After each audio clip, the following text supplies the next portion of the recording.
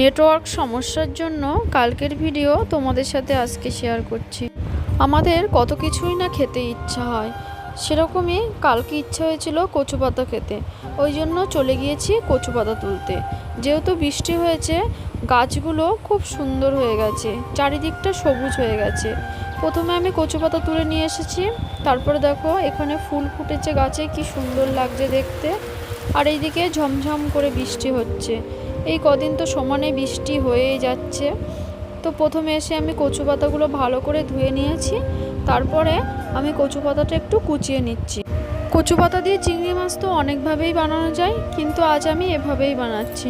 প্রথমে কুচিয়ে রাখা কচু পাতাটা জল দিয়ে একটু সিদ্ধ করে নিয়েছি, তারপরে জলটা ঝরাতে দিয়েছি। আর এইদিকে কড়াইতে আমি লঙ্কাটা ভেজে নিয়েছি।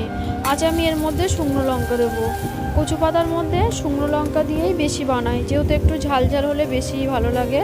তারপরে পেঁয়াজের সাথে চিংড়ি মাছটা দিয়ে ভালো করে একটু কষিয়ে নিয়েছি।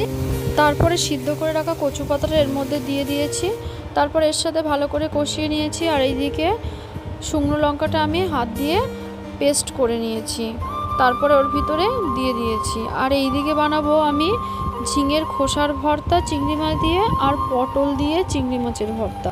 আর এইদিকে কচু পাতা দিয়ে চিংড়ি মাছটাও হয়ে গেছে।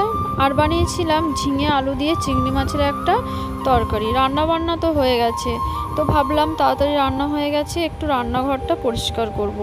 রান্নাঘর পরিষ্কার করতে করতে কিছু কিছু সুন্দর সুন্দর কমেন্ট তোমাদের সাথে পড়ে শোনাচ্ছি।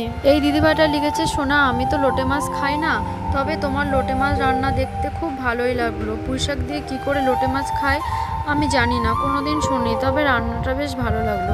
অনেক অনেক ধন্যবাদ গো দিদিভাই তোমাকে। আর আমার একটা বন্ধু লিখেছে, খুব সুন্দর রান্না শিখেছিস। হ্যাঁ রে, একদিন আমার শ্বশুরবাড়িতে আসিস, তোকে খুব সুন্দর করে রান্না করে খেতে দেবো। মহিমা দিদিভাই লিখেছে, লোটে মাছ হলে আমার বাড়িতে আর কিছুই লাগে না, লোটে মাছ খুব ভালো খায়। আমারও লোটে মাছ খেতে খুব ভালো লাগে গো দিদিভাই। আর টুম্পা সরকার দিদিভাই লিখেছে, তোমার সব রান্নাগুলো দারুণ হয়েছে। অনেক অনেক ধন্যবাদ গো দিদিভাই। তোমাদের কমেন্ট পড়তে পড়তে আমার এদিকে রান্নাঘরটা প্রায় পরিষ্কার হয়ে গেল। আর আজকের ভিডিওটা আমি এখানেই শেষ করলাম, আবারও দেখা হবে অন্য কোনো ভিডিওতে। আর তোমাদের এত সুন্দর সুন্দর কমেন্ট পড়তে আমার খুব ভালো লাগে। দেখো আমার রান্নাঘরটা পুরো পরিষ্কার হয়ে গেছে।